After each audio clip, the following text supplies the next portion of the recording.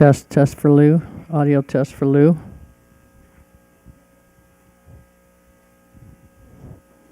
You there, Lou?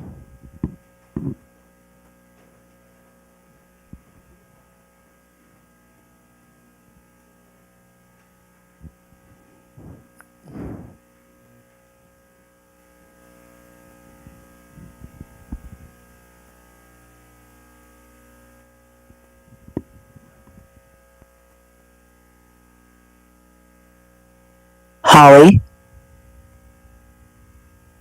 Holly? Yes, I'm here. Can you hear me? Oh, yes, I can hear you perfectly. Can you hear me? I can hear you, Lou. Okay, stay safe. Yeah, because I was on mute, so I was saying something, but I was being muted. Okay, I got you. Okay, great. Okay, thank you. Uh-huh. Bye. Don't hang up on me.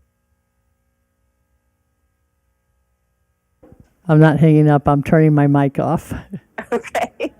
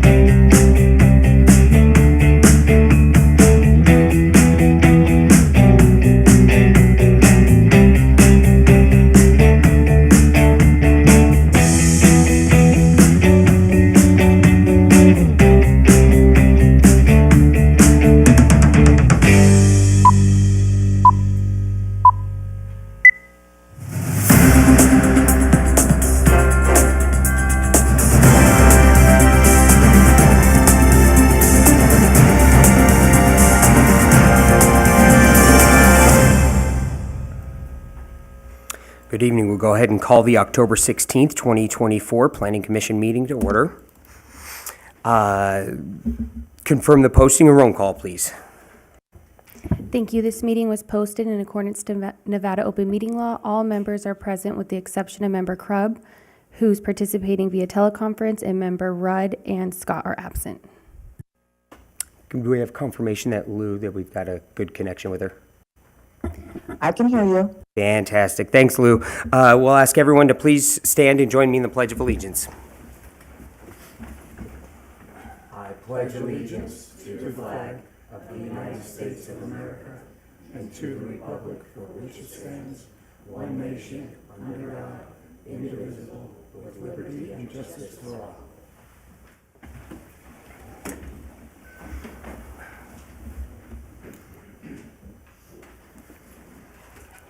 Okay, we'll start with the initial public comment. Public comment during this portion of the agenda must be limited to matters on the agenda for action. Anyone wishing to be heard during the initial public comment period?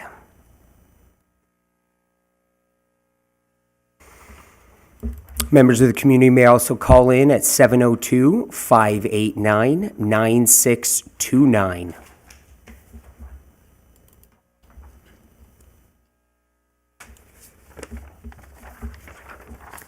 Hearing and seeing none, we'll go ahead and conclude this initial public comment. Agenda item number 1 for possible action, approval of the minutes of the September 18th, 2024 regular meeting. Do I have a motion? I'd make them. Second. I've got a motion and a second. All those in favor say aye. Aye. Aye. All opposed? Motion carries. Moving on to item number 2, and before we begin, we've got a disclosure on the panel. Ernie, please. Yeah, I'd like to disclose that relative to this first item on the agenda, I happen to be on the board of directors for Lake Mead View Estates. I have no fiduciary responsibilities or associations with this particular project, so I feel I should be able to comment and will vote. Thank you.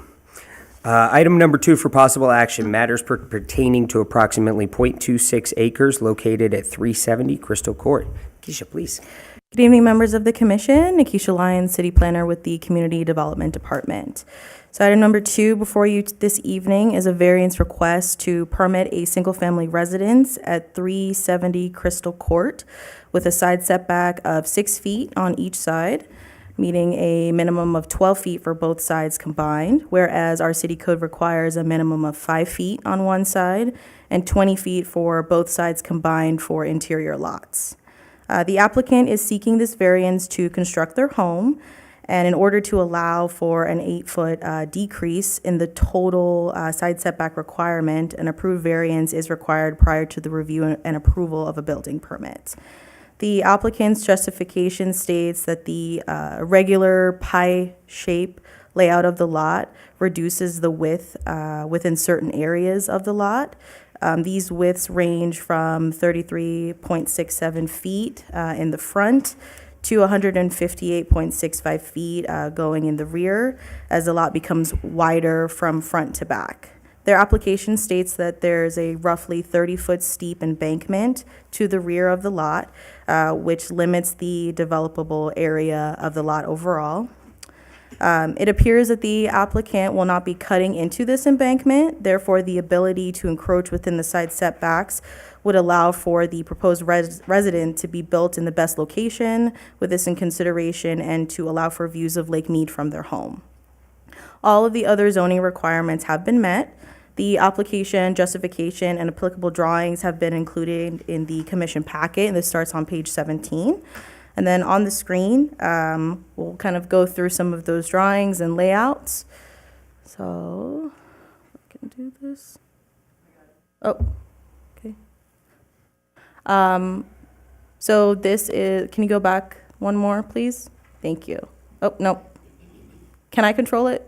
Okay, thanks. All right, so this is the site plan. So this is going to depict the 6-foot setbacks on each side.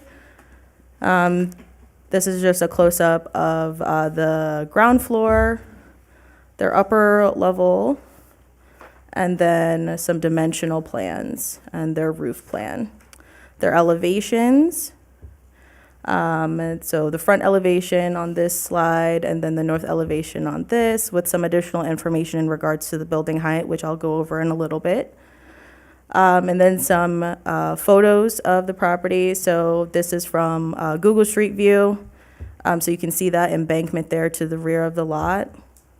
This is the aerial from Google as well. And then you can see that embankment that runs along the rear of the lot between the two subdivisions. Another viewpoint. And then I was able to take some photos. I went out there to the site. So this is from like 2 days ago. So you can see again the embankment and the lot itself, some photos and next to the other home that's developed to the side. Some more photos here. And then I was also able to get some photos from the rear in one of the residents' homes. So this is a viewpoint of that. You can see the embankment and then the lot there to the left side. And then that's a more straightforward view. So Section 1132.4 of City Code sets forth the criteria that must be met in order for a variance to be granted.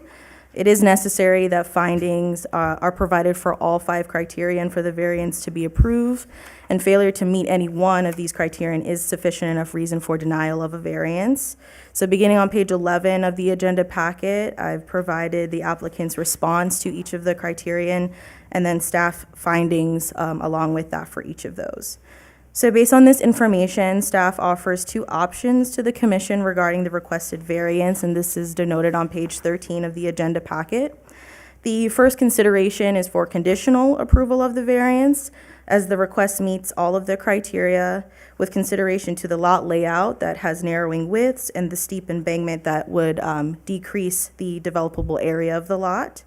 There are 2 conditions that have been associated with the variance. One being that the proposed guest suite that they have on the second floor within the principal structure, that cannot be used or converted to an additional dwelling unit. And that approval of the variance is based on the plans and the information that has been submitted along with this request. And they won't apply to any deviations in the plans that would expand the scope of the variance that they're requesting.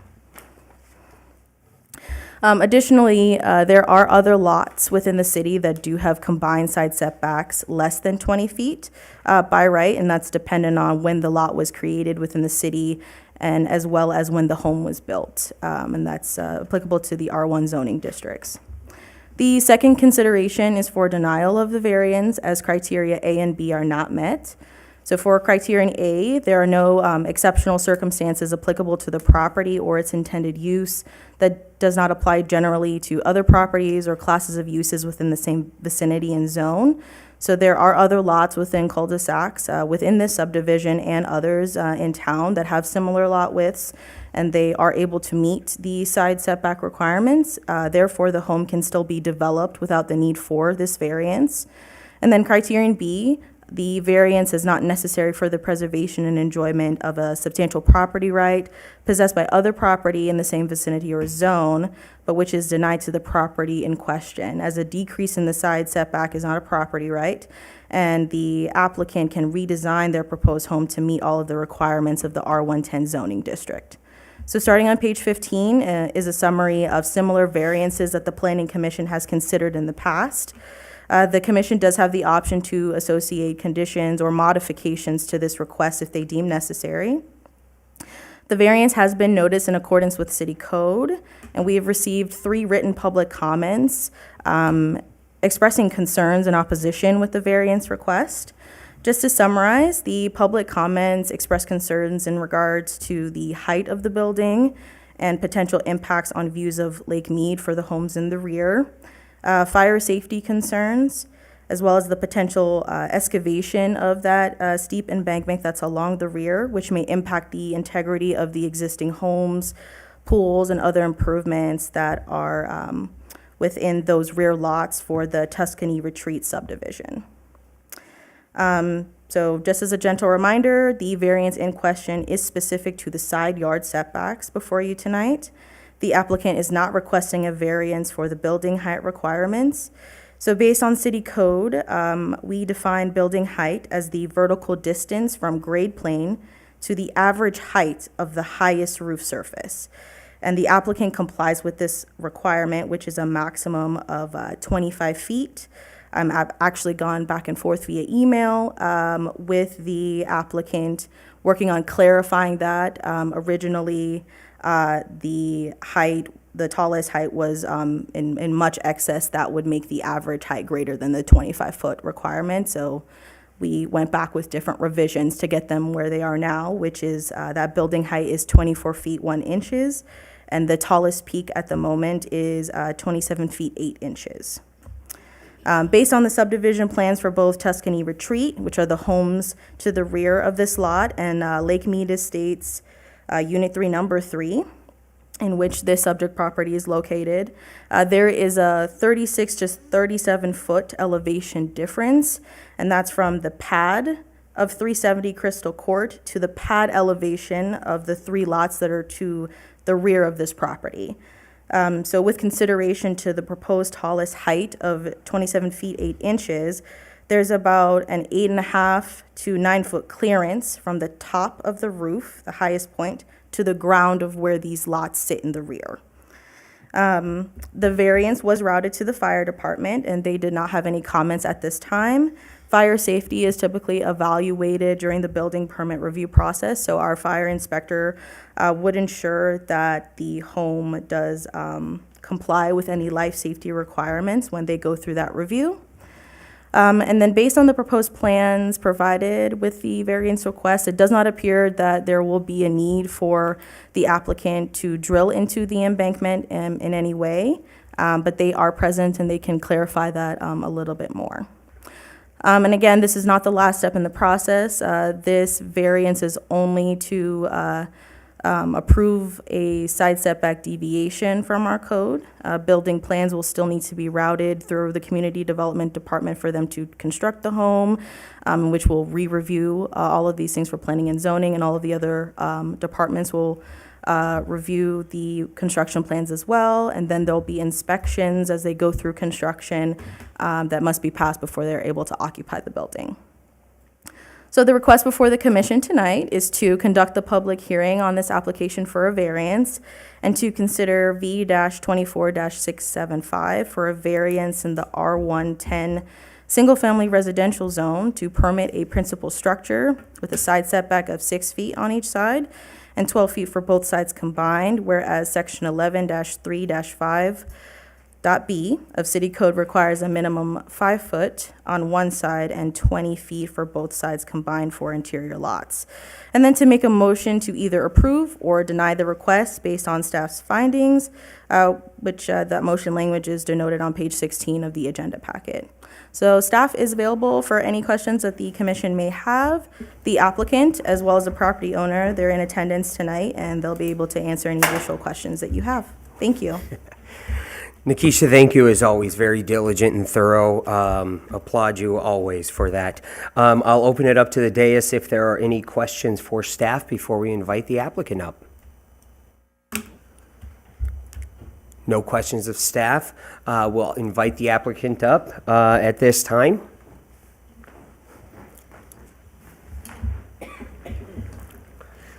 Good evening, and please state your name for the record. Kevin Smith. I'm the residential designer, designing the building. Wonderful, thank you. Do we have any questions for the applicant at this time? Ernie, start us off. I guess one question I'd ask, have you run this through the Architectural Review Committee with the Lake Mead View Association? No, we have to get this done before we can even approach that. Okay. We didn't want to waste any time. We want to get your approval first or denial, and then go back to the drawing board or whatever we have to do first. Okay. I just, generally speaking, it's a good idea to usually do that first, but okay. Any other questions of the applicant? Lou, any questions out there? No questions, thank you. Okay.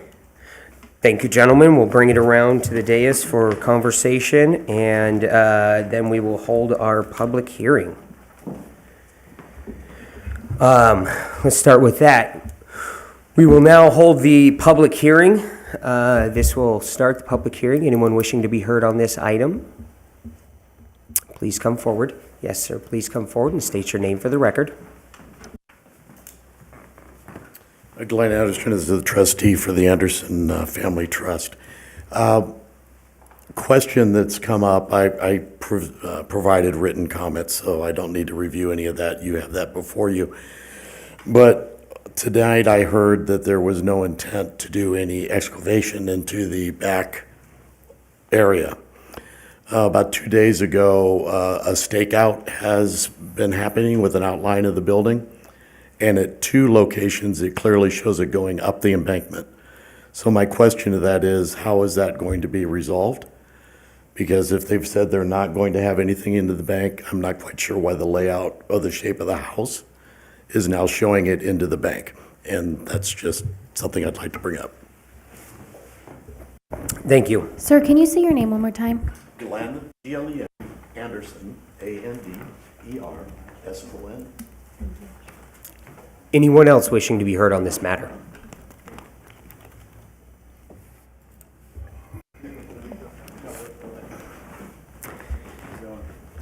Do you want a response on that? Please state your name for the record and. Matt Gimmel? If you feel so inclined, otherwise, we would encourage, dialogue between that, addressing that kind of outside the matter. It's them staking something out at this point is purely on them. There's nothing that's gone through the city. There's nothing through approval. They could draw circles, squares, put stakes anywhere, everywhere. Nothing actually means anything. So you're happy to make your comment for the record, but that might be encouraged outside. Understand. Thank you. Those in the community may also call in at 702-589-9629.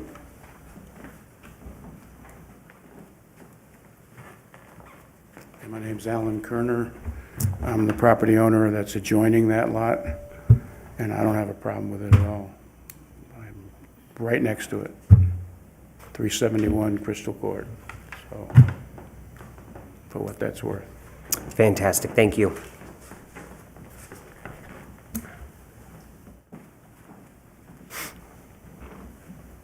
Anyone else wishing to be heard on this matter?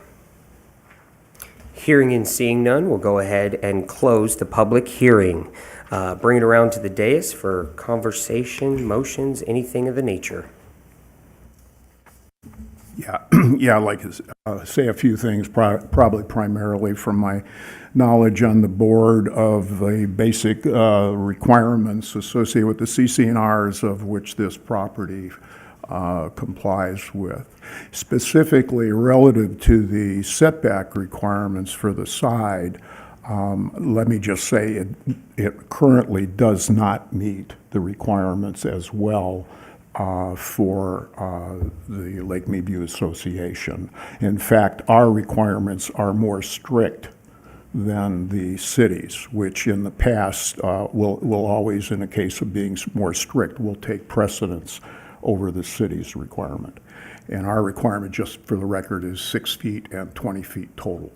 So in this case, the maximum with one side being 6 would be 14 feet from the other side. So therein lies kind of the, I would say, the primary issue associated with this case.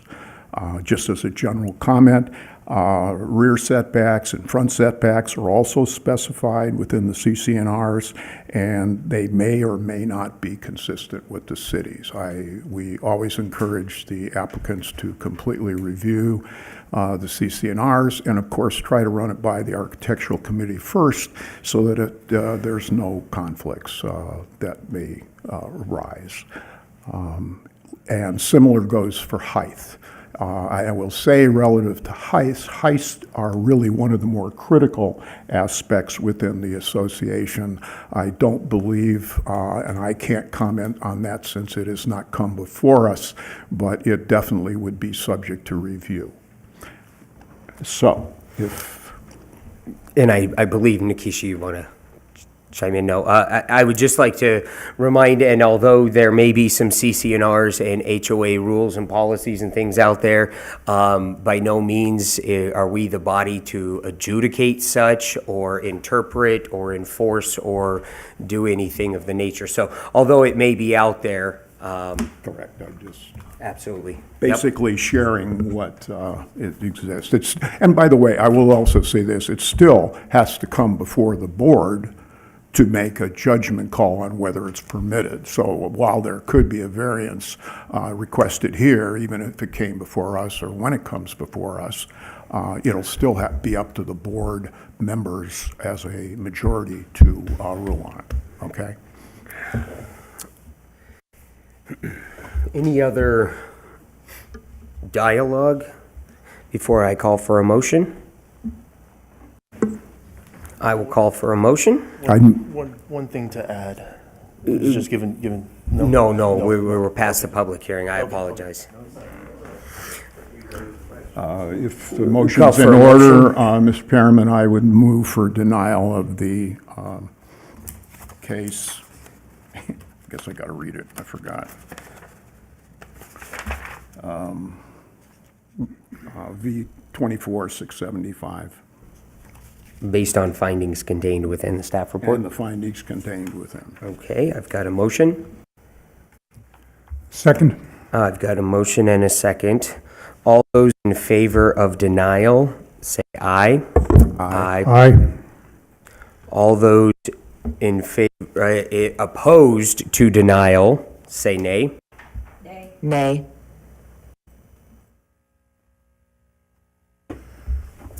We've got a 3-2 for denial. Motion is denied. Moving on to item number 3, monthly progress report. Fritz, Yes, what was that, Lou? I think you said the motion was denied, but the motion for denial carried. The variance was denied. Correct. Okay. That's why she's sharp as a tack. Monthly progress report. Nothing to report. This will take us to our final public comment. Anyone wishing to be heard? Those in the community can call in at 702-589-9629. Hearing and seeing none, we'll close the final public comment. Meeting adjourned.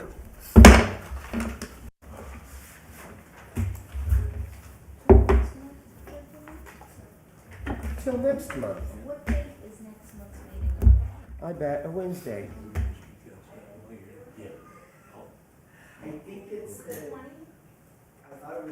Yeah, November 20th.